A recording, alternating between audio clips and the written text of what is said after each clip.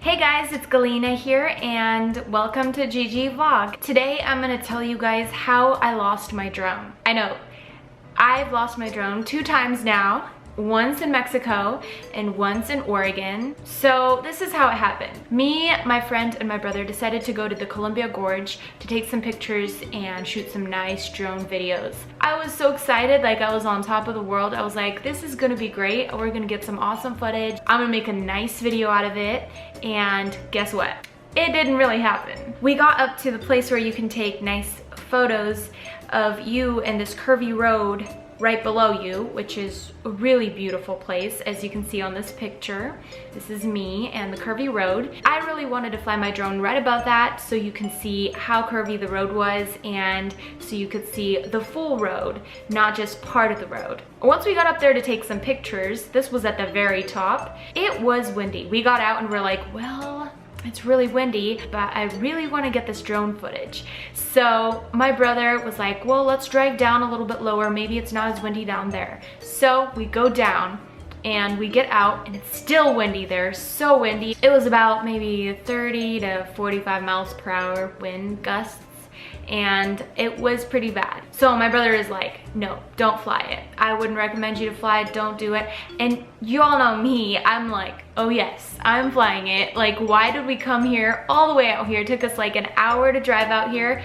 Why are we even here? Like, this is insane. I have to fly my drone. I have to get at least a little bit of footage and then I'll just bring it back. And as you can see, we flew it up and the wind started taking it out further and further.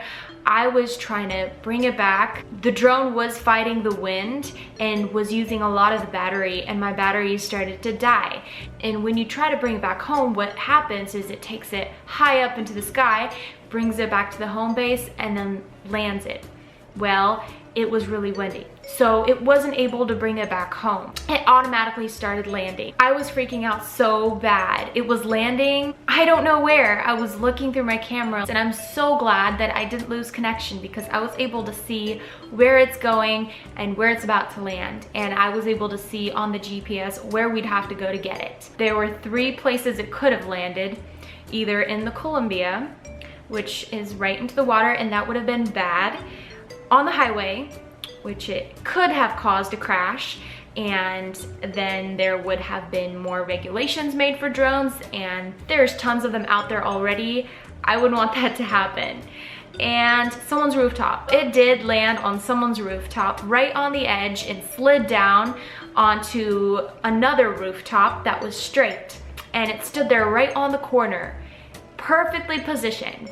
If it was just an inch over, it would have fallen over and crashed. It was so amazing how it landed perfectly. We all jumped into the car and we flew trying to look where we're supposed to go on the GPS.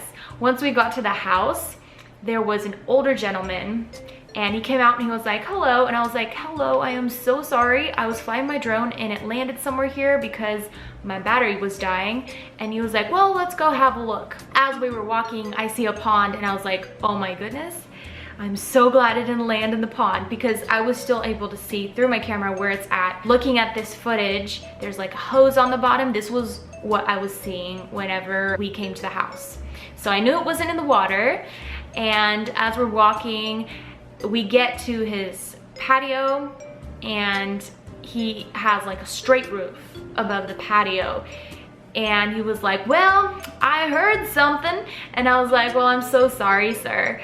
It was just standing there on the rooftop and there was a ladder right underneath. And I was like, can I please use that ladder? He was like, sure. So I grabbed the ladder and grabbed my drone. I felt so good having it in my hands again. It was definitely a scare. Both times when I lost my drone, when in Mexico and when in Oregon, I've noticed one thing that is amazing about phantom drones. I don't know if that's a feature or I don't know if I just got lucky, but it's definitely something amazing. Both times it landed on surfaces that were not straight. Both times they were able to either fly back up again or they were able to just stand there and not fall over.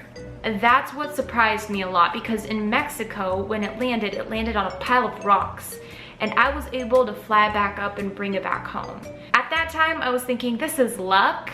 Now I'm thinking, I don't know, maybe the drone is set to where if it's landing automatically, the sensors obviously can sense things and they just land the drone in a position for it to be able to fly back up again.